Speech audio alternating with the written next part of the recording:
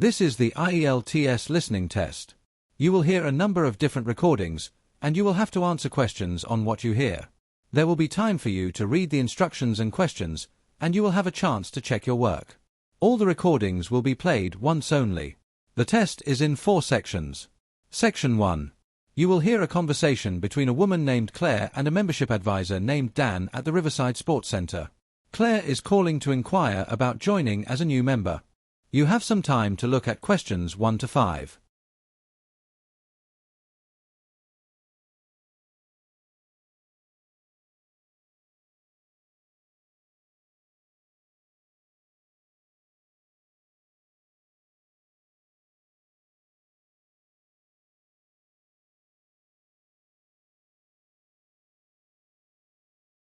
Now we shall begin. You should answer the questions as you listen because you will not hear the recording a second time. Listen carefully and answer questions 1 to 5. Good morning, Riverside Sports Center. Dan speaking. How can I help? Oh, hi Dan. My name is Claire. I'm calling because I'm interested in joining the center as a member.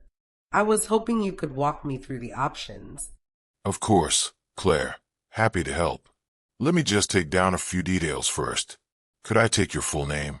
Yes, it's Claire Ashworth. Ashworth. Lovely. And have you had a chance to look at our membership types, Claire? We have 3, standard, premium, and off-peak. I did have a look on the website, actually. I think the off-peak membership would suit me best for now. I usually go to the gym in the mornings on weekdays, so that should cover when I'd be visiting. Perfect choice for weekday mornings. The off-peak membership gives you full access Monday to Friday between 6 a.m. and 3 p.m., and all day Sunday. And the monthly fee for that is £38 per month. That sounds very reasonable. And when would I be able to start? We can get you started from the 1st of next month, so that would be the 1st of May. Would that work? And can I ask, how did you hear about us? Were you referred by anyone, or did you find us online? Yes, the 1st of May works perfectly. Actually, a colleague of mine is a member. She recommended you. Before you hear the rest of the conversation, you have some time to look at questions 6 to 10.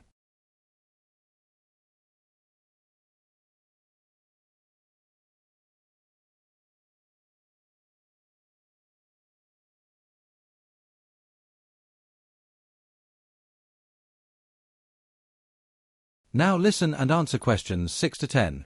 Brilliant. So you were referred by an existing member. I'll note that down. That actually qualifies you for our member referral discount, which I'll apply to your joining fee. I tell you a bit about our facilities. So we have a fully equipped gym, a 25-meter swimming pool, fitness studios, squash courts, and an indoor climbing wall. I do need to mention, the indoor climbing wall is currently closed. It's undergoing scheduled maintenance and will reopen in about 3 weeks. Oh, that's fine. I wasn't planning to use the climbing wall anyway. What about discounts for new members? Is there any kind of joining offer on at the moment? There is, yes. We're currently running a new member promotion. You'll get 1 month completely free added on to your first 3-month contract. So effectively you get 4 months for the price of 3. Oh, that's excellent. And for fitness classes, how does booking work? Do I just turn up? We do recommend booking in advance, especially for popular classes like spinning and yoga. The easiest way is through our mobile app. You can see the full timetable, book and cancel classes, and get notifications if a space opens up. You can also book at reception, but the app is much faster. Great. I'll download that. One more thing. I saw on the website that there's an add-on for car parking.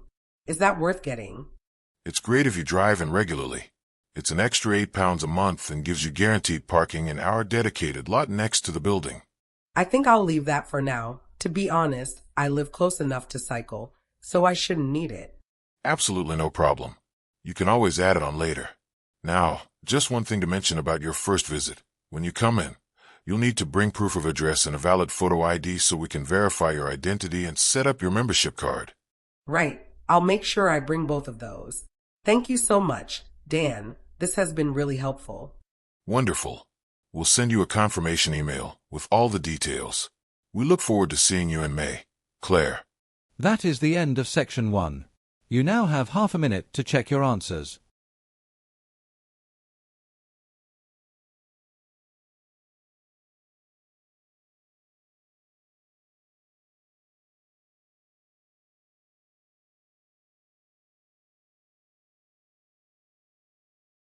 Now turn to Section 2. You will hear a recorded audio tour introduction delivered by Mr. Okafor, a guide at Hartwell Museum. He describes the museum's background and the layout of the ground floor. You have some time to read question 11 to 15.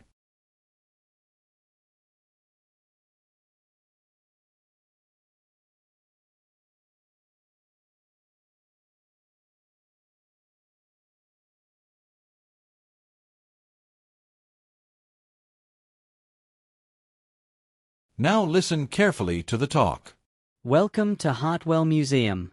My name is Mr. Okafor, and I'll be your guide today, either in person on one of our tours, or through this audio recording if you're exploring at your own pace. Let me start with a little background about the building itself. Hartwell Museum has a fascinating history. It was originally built as a courthouse in the 19th century. You can still see the original stonework and the tall arched windows that were characteristic of civic buildings of that era. It was converted into a museum in 1962 and has been expanded significantly since then. Our permanent collection here at Hartwell is one of the most extensive in the region. It includes over 12,000 individual artifacts, spanning ancient civilizations, local history, and natural science. We add new items each year, and there's always something new to discover even if you've visited before. Now, a quick note on photography. We are very happy for you to take photographs throughout most of the museum for personal use. However, photography is not permitted in the textile gallery on the second floor, as several of the pieces there are on loan from private collections and the owners have requested that restriction. Please look out for the signs when you go upstairs. If you're planning to stop for refreshments, our cafe is located on the ground floor, just past the gift shop on the west side of the building. It serves hot and cold drinks, light lunches, and a selection of cakes and snacks. Please note that the cafe closes at 4:30 each day, so plan your visit accordingly. Finally, for those of you who would like a more structured experience, we run guided group tours twice daily, at 10:30 in the morning and at 2 in the afternoon. If you'd like to join one, please make sure you arrive a few minutes early and meet at the information point near the main entrance. That's where your guide will gather the group before the tour begins. Before you hear the rest of the talk, you have some time to look at questions 16 to 20.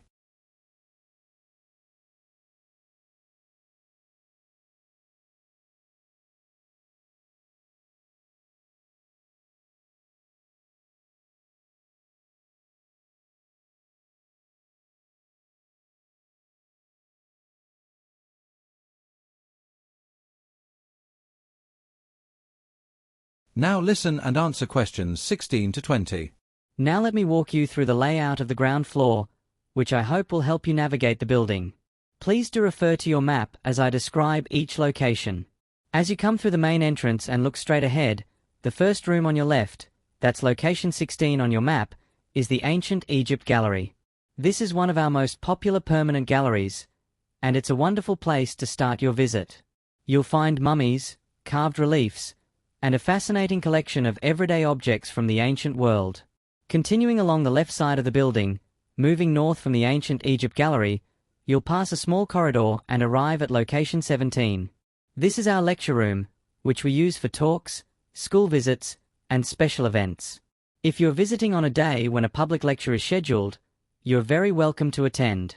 Further along on the left, the room at the far northwest corner, which is location 18, is the cafe.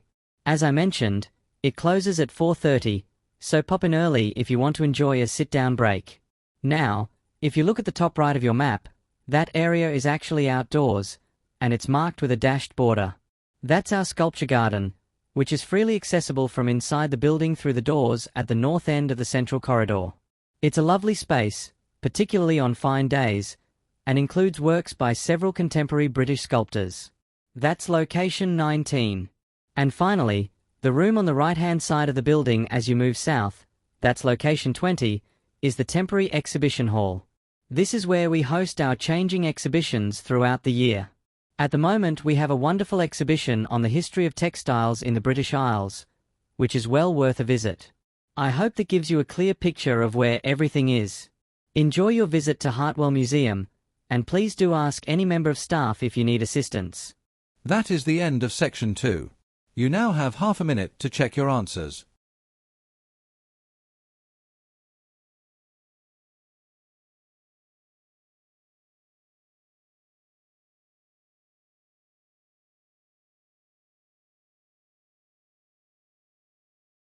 Turn to Section 3. You will hear two university students, Priya and James, discussing their group assignment on sustainable urban housing with their tutor, Dr. Fontaine. You now have 30 seconds to look at questions 21 to 25.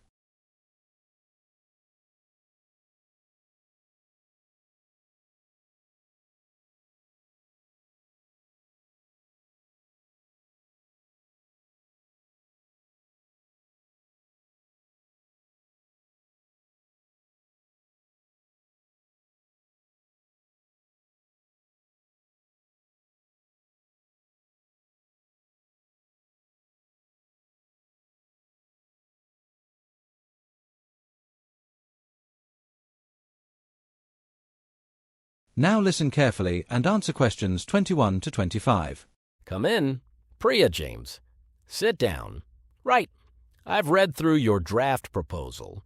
There's clearly a lot of good research here, but I want to raise something before we go further. The proposal reads very much like a theoretical model. It's well structured, but it doesn't sufficiently consider the people who already live in the areas you're proposing to redevelop. The needs of existing residents are largely absent from your analysis, and that's a significant gap. That's a fair point. We did focus quite heavily on the architectural and zoning aspects. I think we assumed the social impact would come through in the case study, but we should probably address it more directly in the proposal itself. Exactly. Now, Priya, you've made a strong argument for mixed-use development throughout the draft. What do you see as the central benefit? I think the strongest argument for mixed use is that when you combine residential, commercial, and community spaces in the same area, people simply don't need to travel as far for work or services. That directly reduces dependence on private cars, which has knock-on benefits for air quality, congestion, and even public health. That's well argued. James, tell me about the case study you've selected. Why this particular development? We chose the Brickfields development in Bristol. We felt it was the most honest example we could find. It's not a glossy success story, and it's not a complete failure either. It shows very clearly where mixed-use urban housing works, the community spaces and reduced car dependency, and also where it fell short, particularly in terms of affordability over time as property values rose. We thought showing both sides would make for a more rigorous analysis. Good. I think that's the right instinct. One thing that would significantly strengthen the report, though, is the addition of quantitative data. You have strong qualitative arguments, but without numbers, occupancy rates, cost per square meter, modal shift data, the argument is less persuasive to a reader outside your field. Data makes claims credible. That's really useful feedback. I know there's some published data from the Bristol City Council planning reports. I can pull that in. And I can look for comparable European examples. There are some developments in the Netherlands and Denmark that might give us useful benchmarks. That would be excellent, James. Priya, what can you commit to before we meet again? I'll focus on finding comparable developments abroad. I want to look at what's been done in Vienna and Amsterdam, particularly. That should give us a strong international dimension. Good. Let's pick this up in 2 weeks. Before you go, let me ask you both about your central argument. You're essentially saying that the solution to urban housing is building... Before you hear the rest of the discussion, you have some time to look at questions 26 to 30.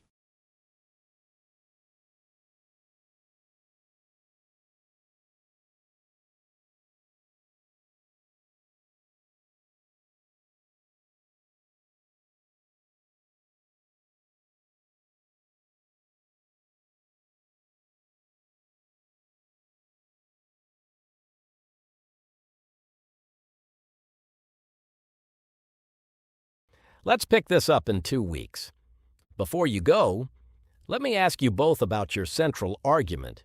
You're essentially saying that the solution to urban housing is building upward rather than outward.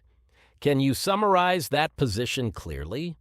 Yes, Our core argument is that we need to prioritize high-density development over low-rise suburban expansion.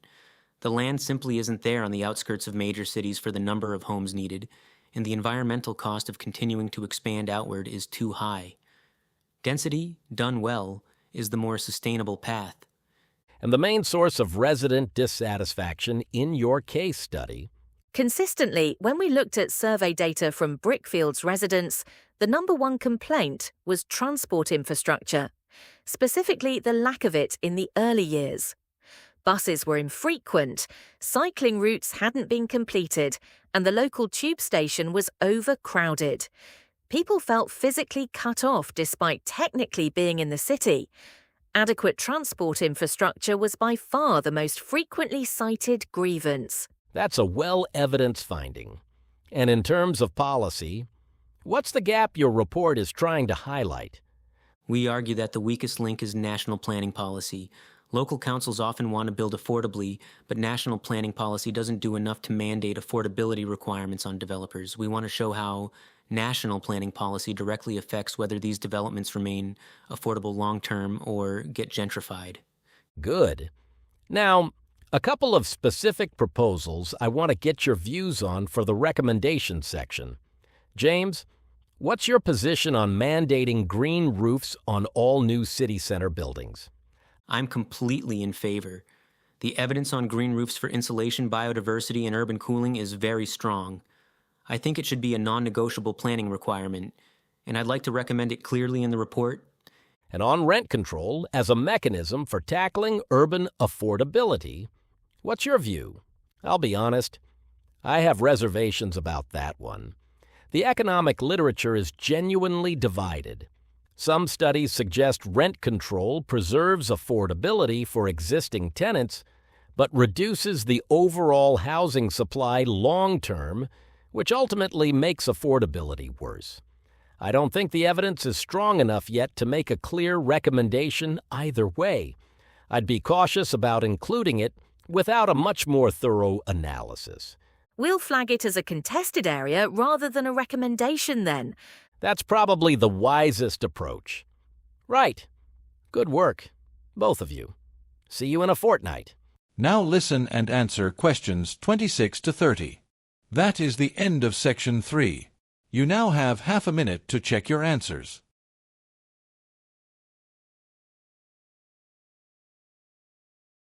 Now turn to section 4. You will hear an academic lecture on the science and history of ocean tides and their application in coastal engineering and renewable energy. First, you have some time to look at questions 31 to 40.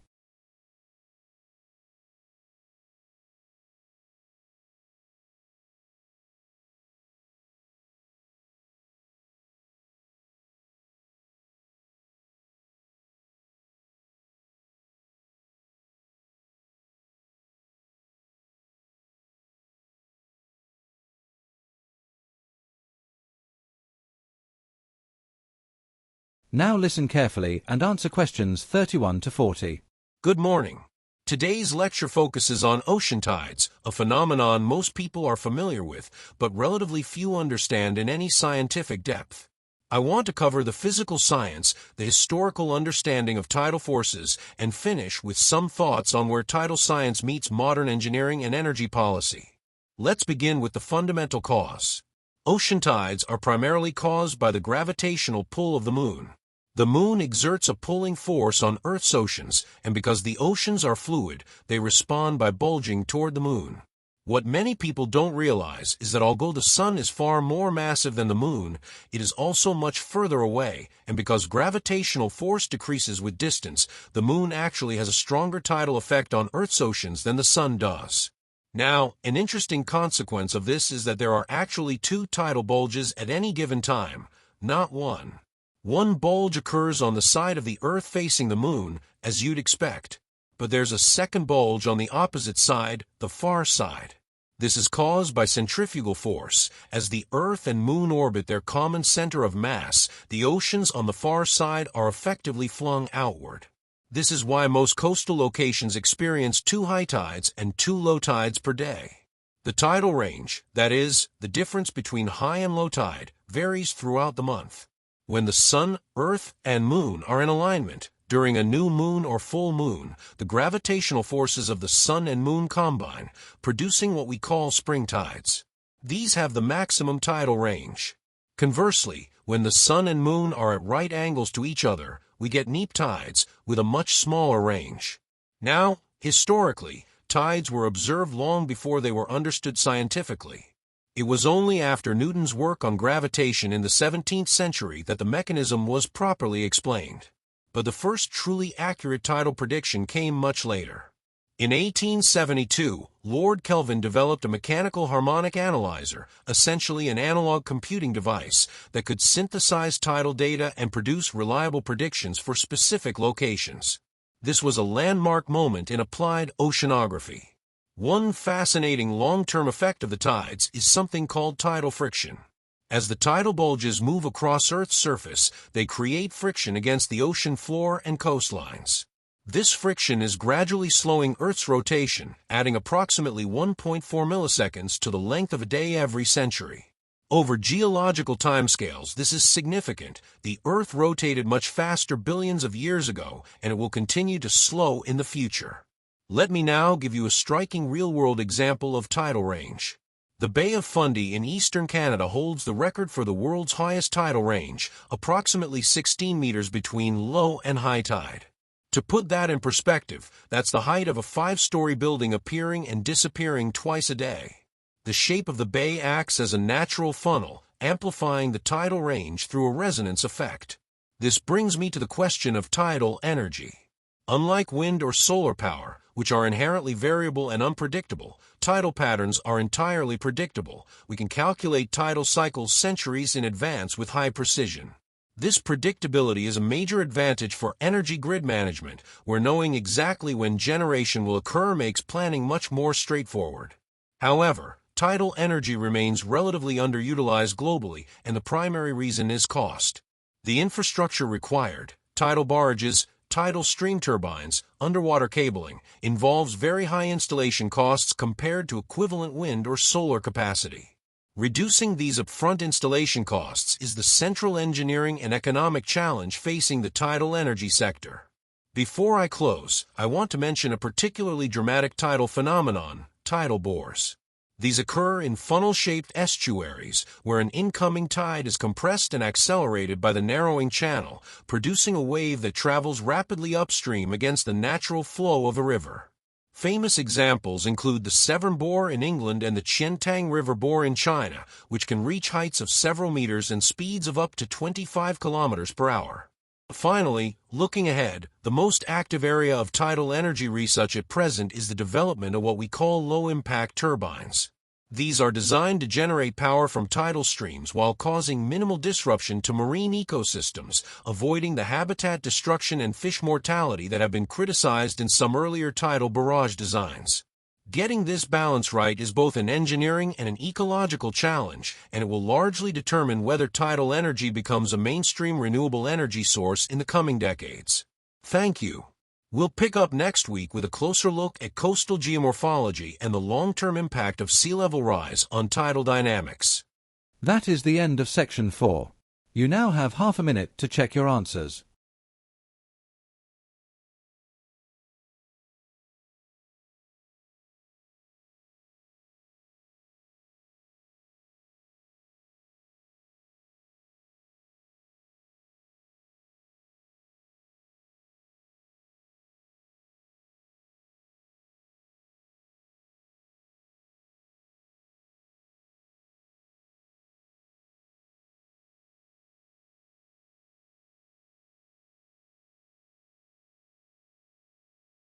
That is the end of the listening test.